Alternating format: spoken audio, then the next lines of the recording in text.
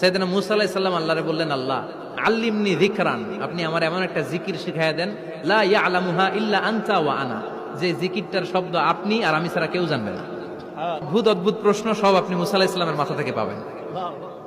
Very curiosity ছিল ওনার, বিভিন্ন বিষয়ে আল্লাহরে প্রশ্ন করতেন। আল্লাহরে বললেন, আল্লাহ আল্লিমনি কালিমাতান, আল্লিমনি যিকরান লা ইয়ালামুহা ইল্লা আনতা ওয়া আনা, ও আল্লাহ এমন একটা জিকির আমারে শিখান, দিনে রাতে সব সময় এই জিকির আমি করব, আপনারে ডাকবো, কিন্তু শর্ত হলো এই জিকিরটা জানবে শুধু আপনি আর জানবো শুধু আমি, কেউ জানবে।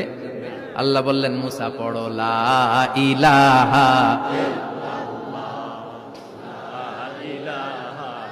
লা ইলাহা ইল্লাল্লাহু মুহাম্মাদুর রাসূলুল্লাহ সাল্লাল্লাহু।